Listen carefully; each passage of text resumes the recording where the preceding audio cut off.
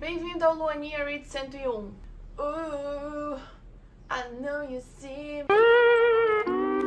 Infelizmente, a gente provavelmente não vai conseguir ficar com o nosso belíssimo globo espelhado, porque tem muito carro passando na rua. Onde já se viu carro passando na rua? Isso é um absurdo. No dia de hoje, iremos responder perguntas sobre Luaninha Reads. Moleque, eu preciso parar de falar de mim na terceira pessoa, é muito brega. Hoje a gente vai responder perguntas sobre mim. Curiosidades que vocês sobre mim, sobre a minha vida, além de opiniões sobre livros. Eu abri uma caixinha de perguntas no Instagram ontem. Eu dei pra vocês até hoje, eu acho que faz 24 horas, pra responder, pra mandar um monte de pergunta que você tem. E tem muita pergunta. Então, provavelmente, se você mandou alguma pergunta, eu não vou conseguir te responder aqui. Provavelmente, eu não sei.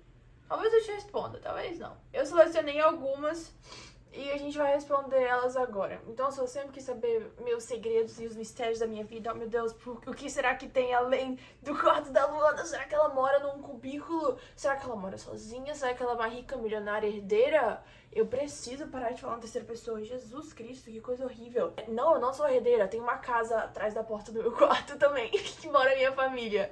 É isso aí, a gente começa por aí, curiosidades. Eu tenho 22 anos, tá bom? Eu moro com meus pais e com a minha irmã mais velha. Minha irmã é mais velha. Eu não vou falar muita coisa sobre a minha vida pessoal, tá bom? Eu tenho medo da internet. A internet é um local um pouco maluco. Eu tenho medo. Mas tá. Aqui agora a gente vai responder perguntas sobre a minha sexualidade, sobre faculdade, sobre sobre eu ser alta, sobre Enem. Primeira pergunta, a gente vai tirar o pior logo pela frente. A pergunta que todo mundo me faz: Luana, qual a sua sexualidade? Luana, você é hétero? Luana, você é lésbica? Luana, você é bi? A resposta é... eu não sei. A resposta é eu não sei. Uhul. Essa é a resposta. Eu não sei. Eu tenho 22 anos e eu ainda não sei qual é a minha sexualidade. E eu estou completamente confortável com isso. Antes de qualquer pessoa falar, ah, meu Deus. Não, eu estou confortável com isso. Eu sinto tudo, eu me sinto ok. Eu não falo muito sobre isso, primeiro porque eu tenho medo do que a internet vai ter a opinar sobre isso. Sempre que alguém me pergunta, Luana, você é hétero? Eu falo, não. Luana, você é bi? Eu falo, não. Você é lésbica? Eu falo, não. A minha resposta é sempre, a minha resposta é sempre, sim, eu também beijo mulheres. Essa é a minha resposta pra qualquer coisa, porque as pessoas normalmente só assumem que eu sou hétero, e aí eu falo, não, eu não sou hétero. Aí eu pergunto, você é bi? Eu falo, não, sim, eu também beijo mulheres, porque a maioria das vezes a pessoa quer saber se eu quero ficar com outra amiga dela, ou com ela mesma. A resposta é sempre, sim, eu beijo mulheres. Mas se eu tiver que colocar assim, ó, eu não sei. Eu não me identifico com nenhuma letrinha do LGBTQIA+. Nenhuma parece certo, nenhuma. Mas falar que é a Luana hétero... Não, também não é certo. Eu não me sinto certo. Então, eu costumo não falar sobre isso, porque eu não sinto necessidade nem vontade de me definir como alguma coisa, de me colocar. Eu sinto que eu vou me colocar na caixinha.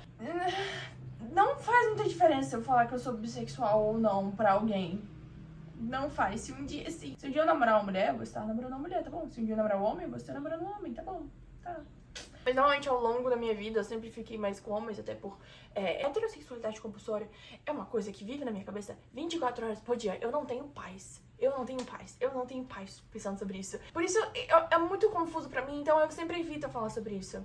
Porque eu estou ok em estar confusa.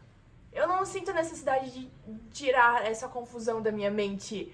Até porque eu acredito que sexualidade é uma coisa fluida. É uma coisa muito fluida. Às vezes eu fico mais com mulheres, às vezes eu fico mais com homens.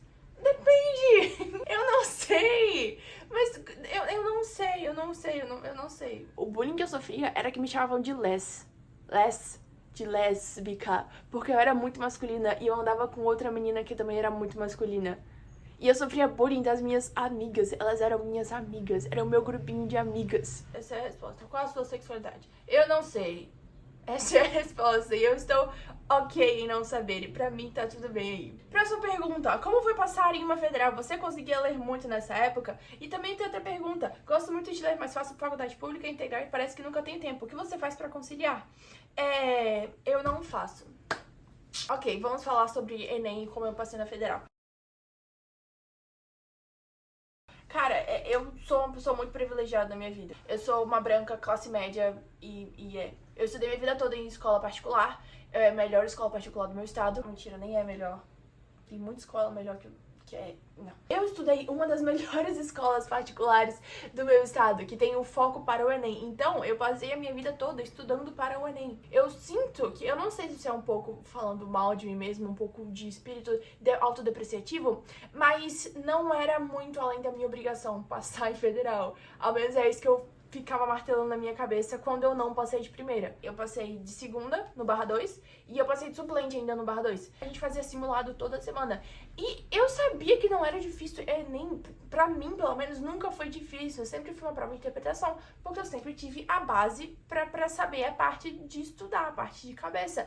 Então, se eu não conseguisse passar, eu sou burra e eu me sentia um lixo, eu me sentia horrível. Eu nunca me matei de estudar, pelos motivos que eu falei aqui agora. Não era aquela coisa de vou acordar 5h30 da manhã pra estudar e vou estudar até 10 horas da noite e vamos virar... Não, nunca foi isso. Até porque eu acredito que estudar pro Enem é uma... Pelo menos era, né? Agora que o Enem mudou, não sei mais como é que estão as coisas pro Enem, não. Então eu vou falar sobre o Enem 2018, que foi quando eu fiz o Enem. Era muito mais você saber como estudar para você e saber como você pode usar o seu melhor na prova do que você saber a matéria em si. Eu me conhecia, eu me conheço. Eu sei que eu não vou estudar, eu não sirvo pra estudar. Eu não sirvo pra sentar na cadeira e ficar 10 horas estudando. Eu não funciono. Se meu cérebro falar que não quer estudar, eu não vou estudar. Eu sou muito refém do meu cérebro e do meu bem-estar. Eu sempre coloco meu bem-estar em primeiro lugar. Então, se eu chegasse em casa da escola, eu chegava em casa 1h e eu não conseguia estudar, eu não ia estudar. Eu ia deitar na minha cama e tirar um cochilo. A minha rotina era, eu acordava às 6 horas, correndo, eu ia de Topic pra escola. A escola era aqui do lado, eu ia de Topic e voltava a pé. Eu acordava às 6 horas e eu me arrumava em 10 minutos, entrava no Topic, chegava na escola, ficava na aula das 7, sei lá, 1h da tarde chegava em casa 1h30 por aí, almoçava, dormia. Todos os dias eu tirava um cochilo. Eu não ia aguentar estudar. Eu não ia chegar em casa desesperada sem dar pra estudar.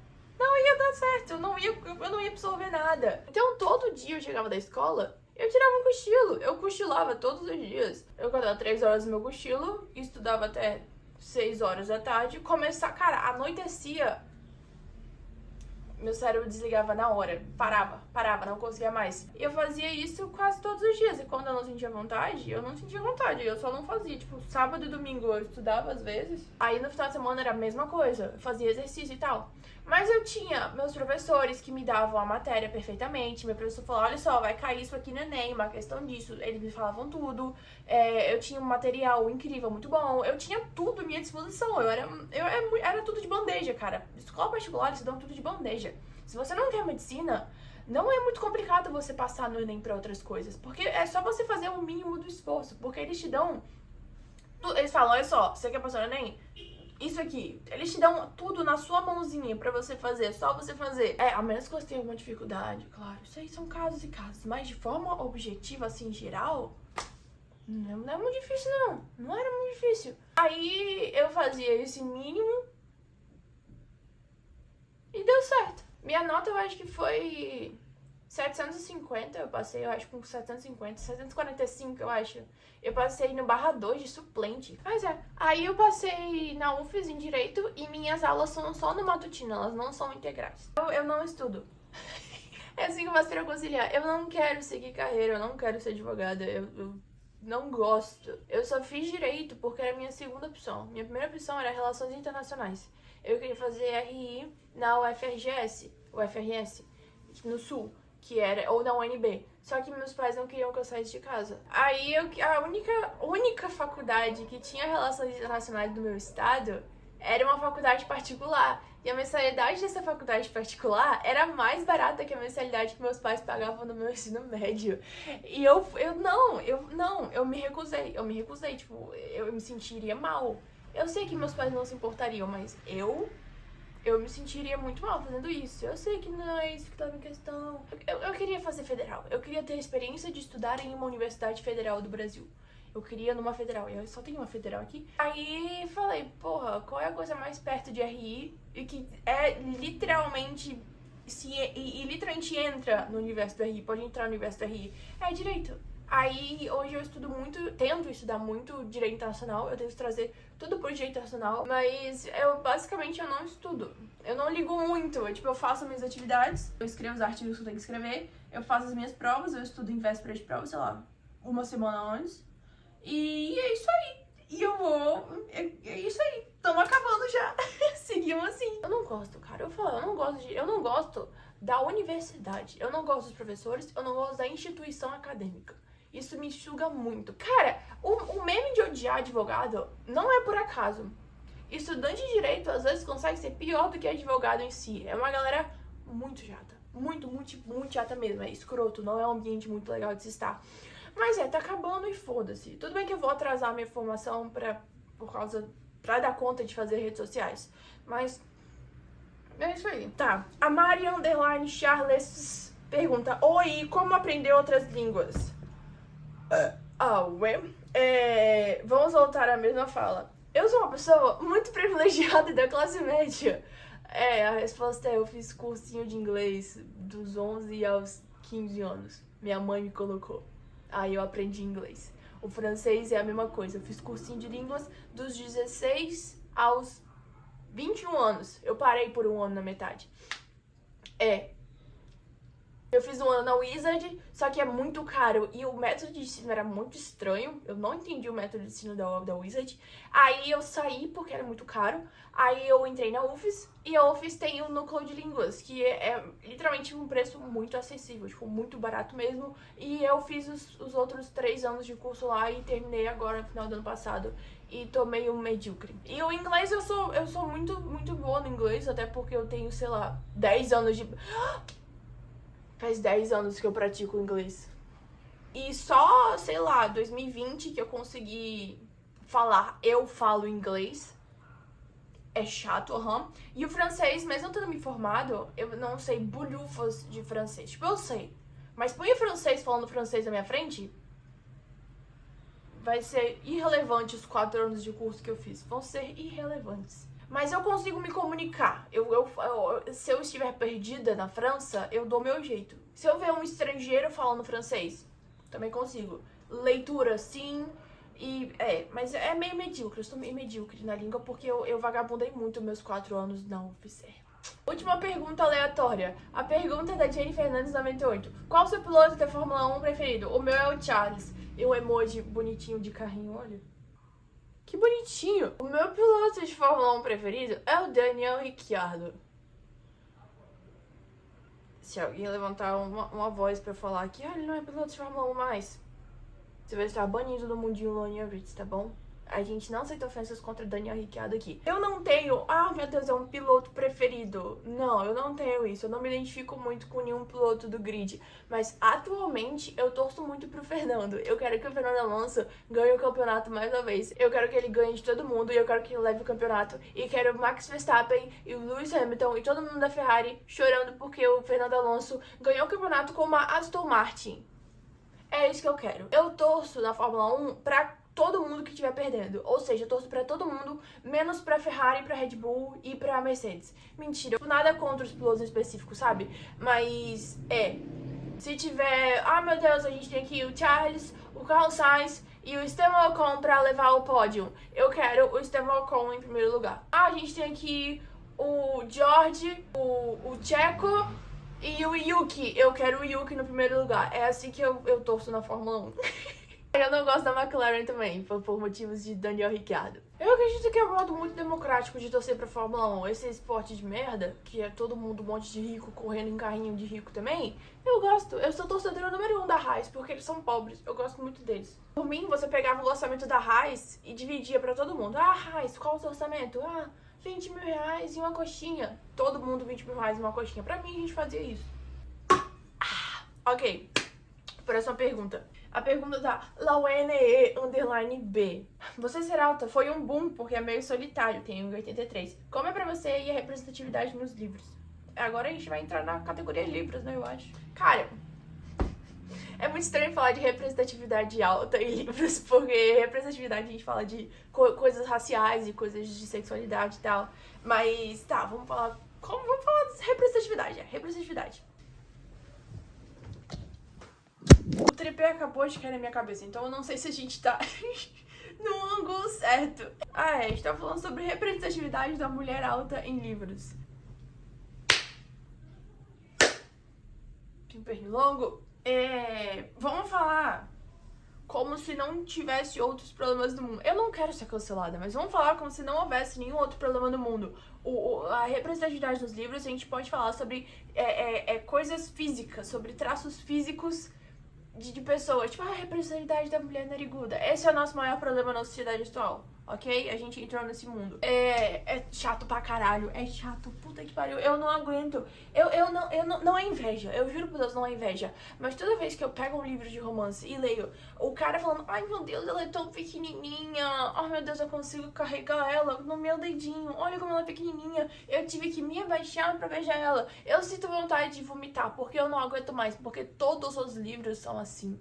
Todos os livros são assim hoje em dia. Depois da Hipótese do Amor, que ficou muito famoso por causa disso, todos os livros são assim. Não que eles já não eram antes, mas hoje em dia tá uma coisa absurda. Tem um pouquinho de inveja aí também. Toda vez que eu leio uma cena que o cara, ele segura a mina assim, ó, e levanta ela, sabe? Isso nunca vai acontecer comigo. Aconteceu uma vez, mas a gente não vai entrar nisso não, não gosto de falar da minha vida não. É meio que, quase obrigatório. E isso é muito visto como um traço de feminilidade. Hoje em dia, na literatura, a altura é muito visto como um traço de feminilidade. Então, isso me deixa um pouco insegura. Óbvio que isso aumenta muito minha insegurança. Principalmente em literatura nacional, que é o que eu tava mais lendo de um tempo pra cá, é sempre assim, sempre assim. E eu sempre tive muitos problemas com a minha feminilidade, com eu não me sentir feminina o suficiente. E isso, 90% vem da minha altura. 90% da minha altura, não vou mentir. Óbvio que eu sou uma alta e magra, mas eu não sou alta e fina. Eu tenho ombro largo, meu ombro é muito largo. Eu tenho braço de negociar pão. Eu tenho um braço muito grande, eu tenho um ombro muito largo, eu não tenho cintura fina. Junto com isso, junto com o fato de eu ter 1,78 de altura e eu sempre gostar muito de fazer esportes, isso me jogava pro oposto de ser uma pessoa feminina. E eu passei por muitos problemas disso no meu ensino fundamental e no meu ensino médio. Mas principalmente no fundamental, que eu sofria bullying. Eu sofria bullying por ser muito masculina. E eu nem era muito masculina, eu fazia balé. Eu tinha cabelo grande e eu sempre quis ter cabelo curtinho. Só que eu evitava cortar meu cabelo curtinho porque eu tinha medo de ficar muito masculina. Só voltando aqui, isso aqui é a Luana do futuro falando. O bullying que eu sofria era que me chamavam de de lésbica, porque eu era muito masculina e eu andava com outra menina que também era muito masculina. E eu sofria bullying das minhas amigas, elas eram minhas amigas, era o meu grupinho de amigas. Essas mesmas amigas também fizeram uma outra menina sair da escola por causa de bullying. E eu andava com essas meninas. Nossa, moleque, eu nunca tinha parado pra refletir sobre o meu passado, meu ensino fundamental, mas enfim. Eu sofria bullying por ser alta e um pouco masculina, e hoje em dia eu vejo o reflexo disso. A gente teve aquele papo sobre autoestima, sabe? E eu nem mencionei muito sobre isso, mas é real! Vem disso! Então vê isso hoje em dia, que todos os livros têm a personagem, oh meu Deus, ela era tão pequenininha, oh my god, she's so tiny. É chato, velho. Tem um pouquinho da insegurança aí também, mas também tem a questão de todos os livros estarem iguais. De toda a dinâmica de relacionamento com os personagens estarem iguais, é tudo a mesma coisa. E parece todo mundo a mesma coisa, é todo mundo igual. Oh meu Deus, ela tá pequenininha, ele é tão grande, tão musculoso e tão alto, ele tem 2 metros de altura e ela tem 1,50, ela precisa de uma escada pra beijar ele, pra encostar na cabeça dele. É chato, é repetitivo. Vai beber água, fiquei brava agora. Mas, sim, a minha altura reflete muito minha autoestima. E ver que nos livros hoje em dia é sempre a personagem feminina pequenininha e relacionar isso com o fato dela ser tão feminina que ela é pequenininha, e muitas vezes é só isso que demonstra como ela é feminina, me deixa insegura, com certeza, me deixa brava Próxima pergunta. A última pergunta é: Qual foi o livro que fez você se apaixonar por esse mundo da leitura? Beijo, amo seus vídeos. Eu me divido em duas eras. Tem a era que os primeiros livros que eu comecei a gostar de ler mesmo, que foi quando eu tinha, sei lá, 12 anos, dos 12 aos 14 anos. O primeiro livro que me fez gostar de ler foi Jogos Vorazes. Ao contrário das pessoas normais e que leem Percy Jackson e depois leem Jogos Vorazes, até porque Jogos Vorazes é mais pesado, eu comecei por Jogos Vorazes. Porque uma vez eu tava num cruzeiro com a minha irmã e tava passando... E nos cruzeiros, antigamente, tinha um canal que ficava passando um filme repetidamente até você descer do navio. E o filme era Jogos Vorazes. E era Jogos Vorazes em espanhol. E a minha irmã, ela é 8 anos mais velha, ela já tinha lido o livro. E ela deu pra uma criança de 11 anos, falou, olha aqui, Luana, você tem que ler esse livro aqui. E eu li Jogos Vorazes com 11 anos. Eu não sei qual a classificação indicativa, pra mim devia ser 16 anos pelo trauma que me causou. Aí eu comecei a ler Jogos Vorazes, aí eu comecei a ler Percy Jackson, aí eu fui ler os livros do John Green. Esses livros dessa época, sabe? Aí eu fui ler Instrumentos Mortais, aí eu fui ler... Quais outros livros dessa época? A Seleção... nossa, que saudade dessa época. Eu era obcecada, tipo, obcecada mesmo por livros. Eu sempre fui uma pessoa de obsessões, igual eu sou hoje em dia, só que foi mais rápido. E depois disso eu parei de ler livros porque eu também sofria um pouquinho de bullying por eu gostar de ler. Eu era meio que a nerdzona do grupo. Eu meio que tinha 2 grupos que eu andava. Era o grupo da galera dos livros. Era um monte de nerd, um monte de gente estranha. E era realmente uma galera meio estranha, mas eu também era meio estranha, então eu me encaixava com eles. E aí eu parei de ler por motivos de bullying, mais ou menos. Porque eu era muito obcecada. Eu sentia que livros estavam me fazendo mal. Eu já falei disso no Instagram. Eu me sentia mal porque minha vida não era tão legal igual a dos livros. E eu realmente... doía, cara. Era uma obsessão meio maluca. De verdade mesmo, eu falo isso de verdade. A morte do Finnick em Jogos Vorazes, isso me traumatizou. Eu estou traumatizada. De verdade mesmo. Eu não tinha contato com nada de Jogos Vorazes até recentemente, que bombou e tal. Todo mundo voltou a falar disso. E eu demorei pra me acostumar com todo mundo falando de Jogos Vorazes, porque era um gatilho pra mim. Me fazia mal, eu não gostava. Eu voltei a ler só na pandemia. Que eu voltei a ler fanfic do Harry Styles no Wattpad. Nossa, que saudade, moleque. Era muito ruim, era Dark Harry. Porra, era muito bom. Depois eu faço um vídeo de fanfics do Harry no Wattpad. Era em inglês, se vocês quiserem. Porque a primeira que eu li foi Cherry. Porque eu vi um pessoal no TikTok falando disso. Cherry, cara, Cherry. Cherry é no Wattpad, mas continua sendo uma das melhores fanfics que eu já li na minha vida. Era incrível. Cherry meio que vai encaixando os acontecimentos da fanfic com as músicas do Fine Line e do self-title do Harry. Incrível. Só que chegou uma hora que foi decaindo a qualidade, sabe? Foi ficando meio pau mole, meio... Não sei se é porque eu comecei a ler coisa dark ou realmente foi ficando ruim. Aí disso, eu descobri que existiam livros iguais fanfic do Harry. Porque eu não gostava de falar que eu lia fanfic, eu queria ler livros. E eu descobri que existiam livros igual fanfics do Wattpad. O que eu fui ler? Colin Hoover. Sim, eu fui ler Colin Hoover porque era parecido com as fanfics do Wattpad que eu lia. Então foi Colin Hoover que me fez voltar a ler, basicamente. Foi Colin Hoover e fanfics do Wattpad do Harry Styles. Daí a gente foi começando a subir, a gente começou a ler Colin Hoover, aí a gente descobriu o Zodiac Academy, aí a gente entrou no BookTok, aí foi só daí pra baixo. Comecei a ler Dark, comecei a ler umas putaria meio estranha, aí a gente chegou aqui hoje em dia. Eu gosto da minha história com livros, ela é muito divertida. Olha, cara, a gente falou tanto, tá escurecendo já, olha só. E é isso, a gente faz um próximo vídeo respondendo mais perguntas, porque tem muita pergunta mesmo. E eu quero responder algumas perguntas literárias também, mas comenta a sua parte preferida. Qual trauma meu você mais gostou de ouvir no vídeo de hoje? Comenta aqui embaixo. É isso. Curte o vídeo, compartilha, mostre pra sua mãe, mostre pra sua terapeuta, aprenda com meus erros. Não ande em um grupinho que faz bullying com as pessoas, porque a próxima pessoa pode ser você. Leia livros de putaria, assista Fórmula 1. E é isso, até o próximo vídeo. Obrigado por me falar por tanto tempo. Tchau!